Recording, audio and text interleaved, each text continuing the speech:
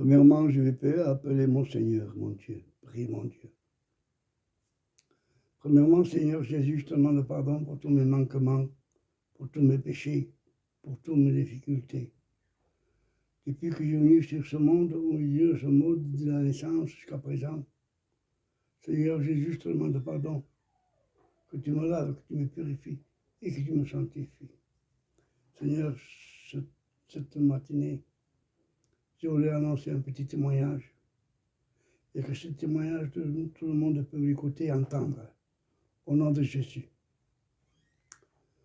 Eh bien voilà, je voulais vous raconter mon témoignage, comment j'ai fait pour accepter le Seigneur. Avant, autrefois, j'étais catholique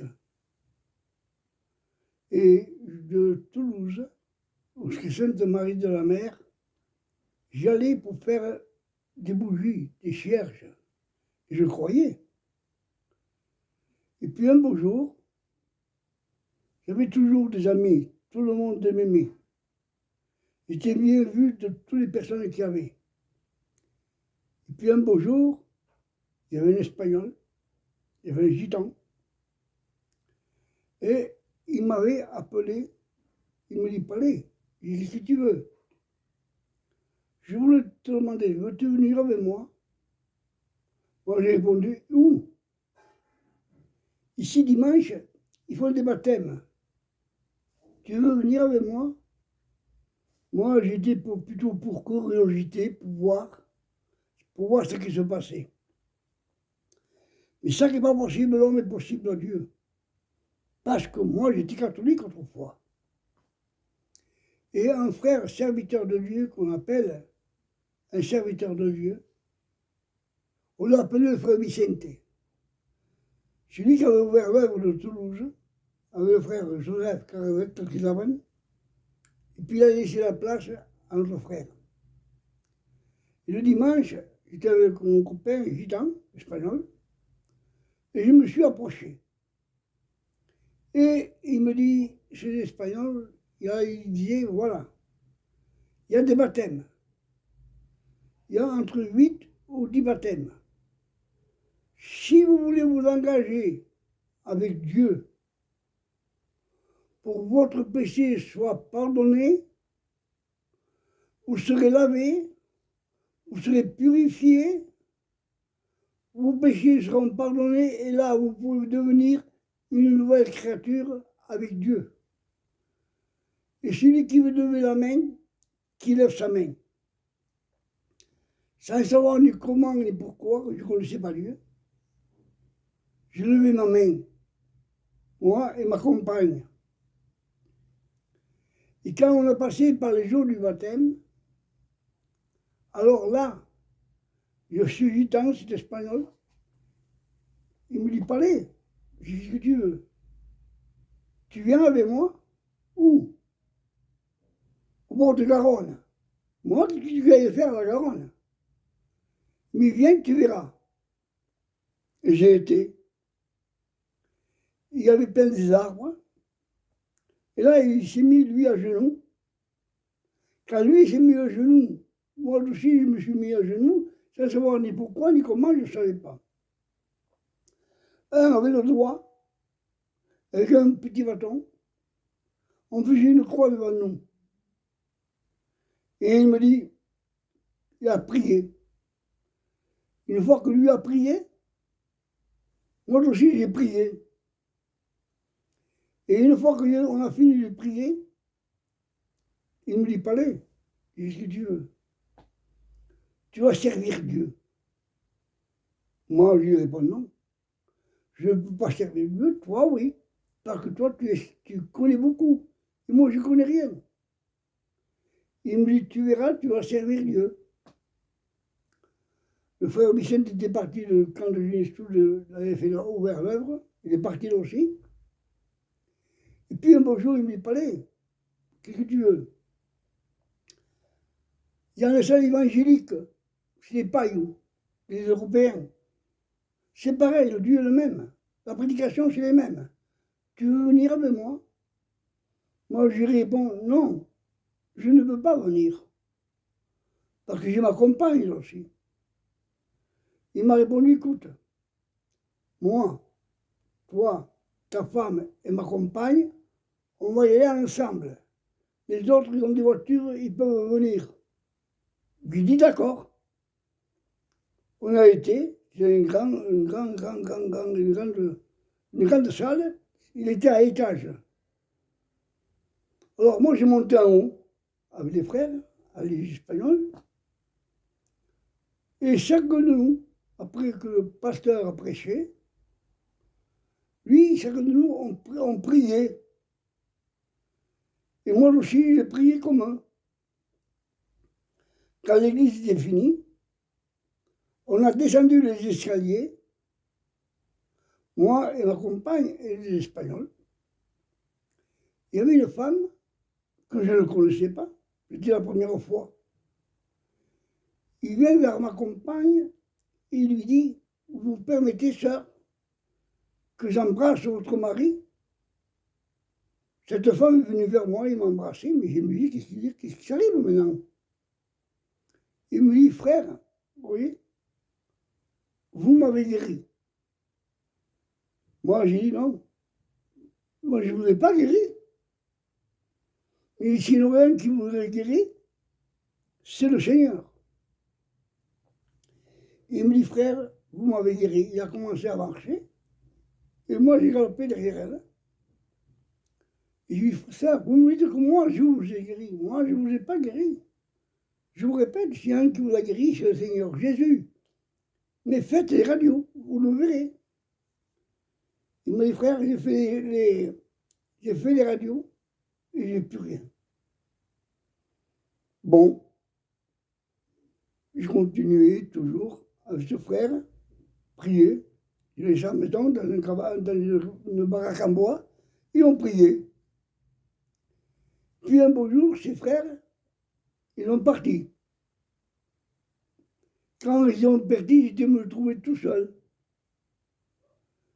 Et là, il y avait une gravière, où il y avait plein de gravier.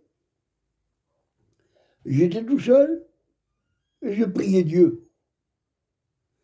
Et les larmes, je pleurais. Parce qu'il me manquait mon copain, un frère.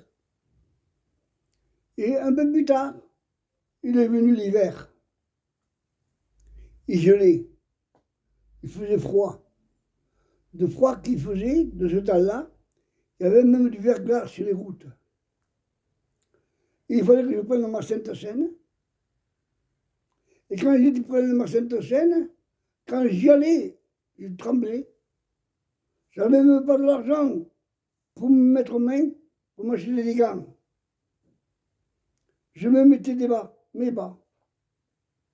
Et quand j'arrivais à l'église, après avoir fini l'église, je revenais chez moi, j'avais froid, très froid.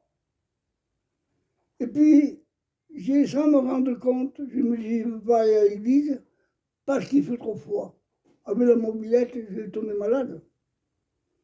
Et j'ai commencé à manquer un jour, puis 2 fois, puis 3 fois. Et sans me rendre compte, je me suis éloigné de Dieu, pour le froid. Et puis un beau jour, il y avait un manouche qui habitait au camp, dans une cité.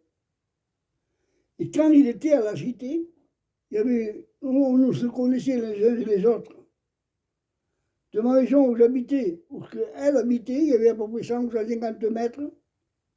Il parlait avec ma compagne. Et il dit pour ma compagne, écoute, on m'a dit que tu es baptisé, toi. Est-ce que tu es baptisé? Ma femme me dit oui. Et ton mari? Ma mari aussi, il est baptisé. Où c'est qu'il est? Où il est à la maison en train de travailler. Parce que j'étais vaillant pour travailler, il fallait travailler. Parce que ce temps-là, il n'y avait pas les rimes, il n'y avait rien. Il est venu vers moi. Il m'a dit, voilà. C'est vrai que tu es baptisé? J'ai dit oui. Mais là-bas, il y a un chapiteau. Ils font des réunions évangélistes. Comme toi. Tu peux y aller? J'ai dit non. Parce que depuis le temps que je n'ai pas été, j'ai péché. Et il me dit, tu peux y demander. Je dis vers cette personne, c'était dimanche, et il me dit, je suis baptisé, et depuis le temps que je ne vais pas à la réunion, je ne me vois pas dans mon culte comme ça. Il me dit, écoute, tu rentres dedans, tu demandes pardon à Dieu, et Dieu te pardonnera. J'ai dit oui, mais je me suis dit à moi-même, je n'y vais pas, dans mon cœur. Et je n'ai pas été. Et cette femme qui connaissait ma compagne et moi, il lui dit, écoute, tu viens chez moi, on fait des réunions chez moi, à ma maison. Et tu viens avec ton mari. Je dis oui, il a dit d'accord. J'étais à l'église, à sa maison. Il a commencé à parler, à prêcher, chanter des cantiques. Une fois qu'il a fini, ce pasteur, il dit voilà, ici on n'a pas d'église.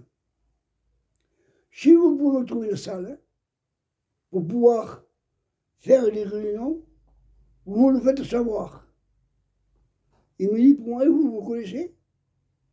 Moi j'ai dit non, mais je crois. Je crois, je connais les personnes. Et je connaissais une assistante sociale. Et j'ai demandé à l'assistante sociale, j'ai dit ici on a un pasteur, on n'a pas d'église, on n'a pas de réunion, il nous faudrait une salle. Il m'a répondu qu'il vienne me voir, on aura ça. Le pasteur, il a été, il a donné les clés de cette maison, de cet appartement. On a commencé à mettre des chaises. Il vient vers moi, il me dit, toi, tu veux me donner un coup de main à monter l'estrade? Bon, je dis oui. Et j'ai donné un coup de main. Une fois que j'ai donné un coup de main pour monter l'estrade, cet appartement, on est rentré 60, 70 personnes, 80 personnes, serré. Et là, tout le monde priait. Et moi aussi, je prie comme les autres. Et il me dit, une fois qu'on a fini, frère, qu'est-ce que tu veux?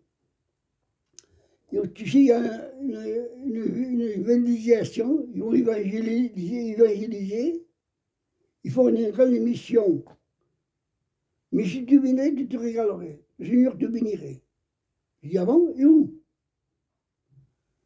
Et puis c'est une grande émission. L'émission, le chapiteau qu'il faisait, il faisait 2 mâts, un grand chapiteau, qui voulait rentrer 2000 personnes. Alors j'ai dit non, je ne veux pas y aller, ça va être trop loin pour moi. Et puis après, j'ai parlé avec ma femme. Il me dit, si tu veux, je lui dis, on y va. Il me dit oui. Mais je n'avais pas le camping, je n'avais rien. J'avais la chigrette, pas pour lui, hein. J'avais la chigrette, et là, je me demande au pasteur qui me donne les villes, les villages que je dois passer. Et je lui dis, je viendrai. J'y étais. Et quand j'y ai été, j'ai vu ces grands chapiteaux. Moi et ma compagne, on est rentré dans le chapiteau. On s'est assis. Le chapiteau était plein de personnes. Et là, vous ne pouvez pas vous imaginer les mauvaises pensées qui m'ont venues. Alors, toutes les mauvaises pensées qui me venaient, sans parler à voix haute, intérieurement de moi. Et là, j'ai dit, Seigneur, je ne viens pas pour le diable, mon Seigneur.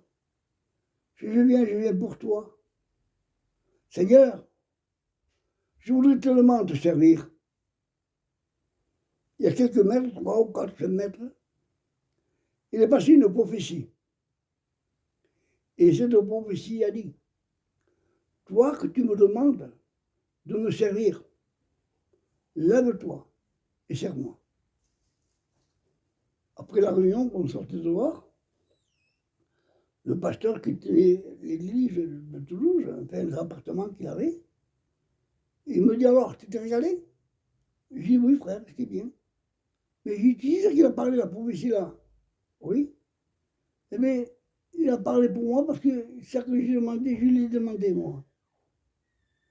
Il me répond, tu sais que c'est bien mon frère, pour toi, parce que le Seigneur t'a appelé dans ton service, dans son service, pardon. Et quand j'y étais, quelques jours après, on ne faisait pas comme maintenant. Quelques jours après, il me dit, parlez. Je dis, oui, si tu veux. Tu vas prêcher la parole de Dieu. Moi, j'ai dit, mais comment je vais faire pour prêcher la parole de Dieu? Et moi, je ne sais pas prêcher. Jamais j'ai prêché. Il me dit, tu as la semaine devant toi. Et tu prêcheras la parole de Dieu. Bon, je dis oui. Mais je me disais, qu'est-ce qu'il veut dire? Je ne sais pas. Et quand le frère, le serviteur de Dieu, avait invité ceux qui étaient à l'église, il a dit, le frère Lapalé, il va prêcher la parole de Dieu pour la première fois. Une chose incroyable, mais véritable. Incroyable, mais vrai. Quand le frère m'a appelé pour que j'aille derrière l'estrade pour prêcher, je me suis levé et mes jambes, je sentais que je ne touchais pas le parterre. Je croyais qu'on devait dire que je me levais. Mais je me dis, je vais tomber. Mais je me levais. J'ai passé derrière l'estrade et j'ai prêché la parole de Dieu. Et quand j'ai prêché la parole de Dieu, pour moi, et ça a été magnifique. Vous savez, la parole de Dieu est grande, elle est merveilleuse et toute puissante. Je ne vous ai pas expliqué comment je fais pour connaître le Seigneur, mais le Seigneur m'a parlé comme ça. Et quand j'ai venu, j'ai prêché, j'ai commencé à prêcher, j'ai mon père, il est tombé malade. Il avait cette maladie de ce siècle. Et là, il y avait mes soeurs, ils veillaient mon père, il ne pouvait pas bouger, il ne pouvait pas bouger. Comme il était couché, il ne pouvait pas lever sa main. Alors, je ne savais pas comment faire. Et ça qui m'a fait mal dans mon cœur. Quand ma soeur m'a dit, Paulin, si tu veux, je ne comprends pas pourquoi le Seigneur guérit des autres et le Seigneur ne guérit pas le papa. Ça m'a fait mal. Il y avait plein de maisons, plein de personnes de ma famille qui étaient dans sa maison. Et là, j'ai dit, tu veux voir que le papa se lève? Quelle foi, Seigneur. Vous voulez voir que le papa se lève? Personne n'a répondu. Alors, je dis, Seigneur, maintenant, toi, tu le prends et tu le fais lever. Frères, sœurs et amis, tous ceux qui écoutent cette cassette, je suis le chemin, Jésus disait, et je suis la vérité, et je vous annonce la vérité. On aurait dit qu'avec sa main, il ouvrait ses couvertures au ralenti, comme un film de télévision, qui se voit beaucoup de points, qui se va au ralenti, mon père n'avait pas la force. Il a levé cette couverture, toutes les personnes qui avaient dedans, ils avaient les cheveux qui se levaient, ils ont vu la puissance de Dieu. Et là, quand il a commencé, il dit, Seigneur, maintenant tu le fais marcher. Il a commencé à marcher. Et la Bible dit, et la Bible déclare, si vous disiez à une colombe qu'il est devant vous et que vous ne bougez pas, la colombe y est. Mais si vous frappez des mains, la colombe s'en va. Et c'est là quand il a vu qu'ils ont crié, ils ont eu peur. Mon père est tombé, moi je l'ai retenu. Premier miracle. Deuxième miracle. J'étais à Toulouse, de Toulouse, j'étais à Perpignan. Et j'ai vu le frère responsable de l'église, le frère Antoine, un bon frère. Et quand ça faisait 4 ou 5 jours qu'il était, j'ai demandé à ce frère, il me dit quoi? Ça ne te dérange pas, je vais te demander. Comme toi, tu es responsable, je te demandais. Il me dit de quoi? Ça que je crois. Si je pouvais faire quelques visites par ici. Et lui, le frère m'avait dit, parlez, si tu ferais ça, tu m'enlèverais une épine du pied. Mais j'ai dit, Seigneur, frère, je ne connais personne ici. Alors j'ai dit, écoutez, si tu me donnes de prendre quelqu'un avec moi, tu m'envoies. Et mais tu prends qui tu veux. Va. Et j'avais tombé sur le frère Coq. J'ai dit pour le frère Coq, je demandais au frère responsable si je pouvais prendre quelqu'un avec moi pour faire des visites. Si tu veux venir avec moi. Il m'a répondu, écoute frère, ça qui se passe, c'est que moi j'ai demandé au Seigneur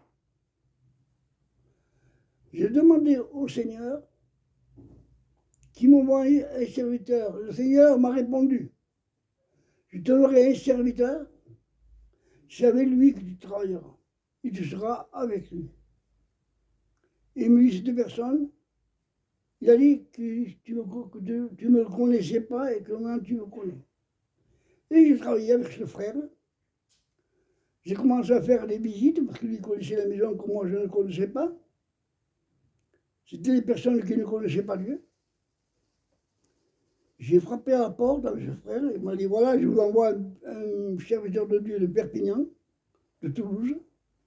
Si vous voulez qu'il vous permettez qu'il rentre chez vous pour pouvoir parler du Seigneur.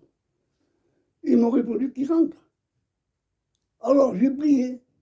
Et je dis, voilà, sœur, c'est la première fois que je viens ici parce que les visites, c'est maintenant que j'attaque. Mais si vous voulez, si je ne vous dérange pas, je passerai une fois par semaine. Et mais oui, d'accord, bien, j'étais d'accord. Et puis, j'ai dit 2 fois comme ça, et puis la 3e fois, j'ai vu ce frère, cette sœur. Il me dit, frère, oui, je voulais te demander quelque chose. J'ai dit, réponds, dis-moi, qu'est-ce qui se passe, qu'est-ce que vous voulez, si je peux. Il me dit, est-ce que vous pouvez prier pour moi? J'ai répondu oui. Si vous croyez de tout votre cœur, de toute votre force, si vous avez la foi, croyez que vous l'avez reçu. Et j'ai prié pour cette personne. Et quand j'ai prié cette sœur, le lendemain, il a reçu une lettre recommandée de l'hôpital de Montpellier. Et quand il a été, il a dit, on veut faire une nouvelle radio. Alors le docteur, il a fait voir l'ancienne radio. Il a dit, je ne vous comprends pas. Qu'est-ce que vous avez fait? Et que la nouvelle radio qu'il y a, vous n'avez plus rien. Qu'est-ce que vous avez fait? Cette femme a pris peur. Il se demandait ce qui passait. Et le professeur lui a dit, le docteur, il n'a plus rien, vous êtes guéri. Cette sœur, je lui ai expliqué, était contente avec son compagnon. J'étais quelquefois le plus. Et moi, je lui ai dit, vous faites comme vous voulez, vous vous sentez libre. Vous n'êtes pas obligé de vous engager avec Dieu, de passer par le jour du baptême. Mais si vous voulez passer par le jour du baptême, vous pouvez vous engager, vous baptiser. Vous demanderez au frère responsable, et là, vous pouvez vous baptiser. Mais il faut passer par le frère Antoine. Puis j'ai fait d'autres visites, c'est sûr. Je faisais le travail de Dieu, Dieu m'avait choisi pour faire ce travail. Et je crois que c'est la grâce de Dieu que Dieu m'a donné. Et je sais que Dieu m'a donné. Ce n'est pas moi qui ai donné ces miracles, ces gens qui venaient au Seigneur. Ils me demandaient le baptême à moi. Et moi, je disais oui, mais il faut un peu de temps. On ne se baptise pas à la légère. Quand on baptise quelqu'un, c'est qu'il connaît bien la parole de Dieu. Et cette sœur s'est baptisée. Il y a des autres familles, des autres personnes que tous me demandaient le baptême. Et je disais non, il faut demander. Je dis oui, mais non, il faut attendre. Il faut le temps de pouvoir comprendre la parole du Seigneur.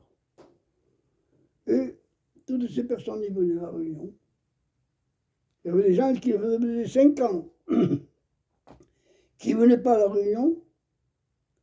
Et je lui ai parlé du Seigneur. Et quand je lui ai parlé du Seigneur, il me s'est bien parlé. je le ferai encore qu'avec moi. Une fois que j'avais complètement parlé, il me dit, tout ça que vous dites, je le sais. Ah bon? Il me dit, parce que moi, avant, autrefois, j'étais baptisé, et maintenant, je ne prends plus la Sainte Seine, ça fait longtemps. Alors, je lui dis, la prochaine fois, je vous parle de ça. J'ai parlé dans la prochaine réunion, la prochaine visite que j'ai faite. J'ai dit, écoutez, est-ce que vous allez à la réunion? Oui, depuis que vous m'avez dit que j'aille à la réunion, parce que je ne serai pas sauvé, que je dois aller à la réunion pour que vous soyez sauvés et que le Seigneur peut vous pardonner. Mais je dis, mais il y a encore mieux. Vous connaissez Dieu, vous pouvez prier le Seigneur 24 heures sur 24. Si vous ne prenez pas la Sainte Seine, vous ne pouvez pas hériter le royaume de Dieu. Alors, moi, si vous voulez, je vous le dis. Si vous ne voulez pas que je vous le dise, vous ne le direz pas. Je dis la vérité. Et cette femme m'a répondu tout ça qui vient du Seigneur. Je l'accepte. Et c'est pris, il s'est engagé avec Dieu. Voilà. Pour ce moment, c'est mon témoignage que comment j'ai fait pour connaître le Seigneur. Mais la prochaine fois, je donnerai une visite de prédication. Et que Dieu vous bénisse. Amen, frères et sœurs et amis. Et tous ceux et celles qui entendent le conseil de la parole, qui écoutent attentivement. Merci Seigneur.